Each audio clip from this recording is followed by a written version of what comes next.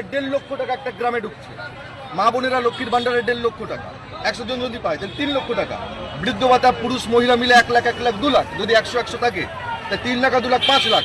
প্রতি মাসে মুখ্যমন্ত্রী মমতা ব্যানার্জির সৌজন্যে একটি গ্রামে 5 লক্ষ টাকা লিকুইড মানি ঢুকছে, আর এই টাকাটা খরচ হয় নিজস্ব এলাকার মধ্যে, নিজস্ব বাজারে, সবজির দোকানে, জামা কাপড়ের দোকানে, নিজস্ব পাড়ার মধ্যে, নিজস্ব মার্কেটের মধ্যে এই টাকাটা রোলিং হচ্ছে। শুধু একটা নির্দিষ্ট গ্রাম নয়, অল ওভার ওয়েস্ট বেঙ্গল।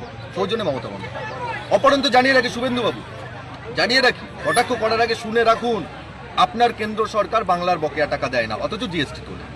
আপনার কেন্দ্র সরকার বাংলা থেকে ট্যাক্স তোলে, সেই ট্যাক্সের টাকা রাজ্যও তোলে, কিন্তু রাজ্য তুলে আবার রাজ্যের মানুষকে সেটা ফেরত দেয় জনকল্যাণমুখী প্রকল্পগুলোর মাধ্যমে। কিন্তু শুভেন্দু অধিকারী, তোমার দল রাজ্য থেকে ট্যাক্স তোলে, রাজ্যকে দেয় না, জিএসটি তোলে, জিনিসপত্রের মধ্যে দিয়ে রাজ্যকে দেয় না।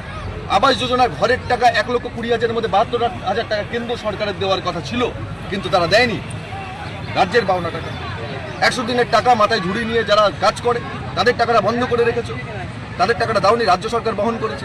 আর এদিকে তুমি বড় বড় কথা বলছো, বিধানসভায় জিততে পারবো না, বিধানসভায় তৃণমূল হারবে, বিজেপি আসবে। শুভেন্দু অধিকারী, তুমি নিজের বুথে হারবে। শুভেন্দু অধিকারী, তুমি নিজের বুথে হারবে।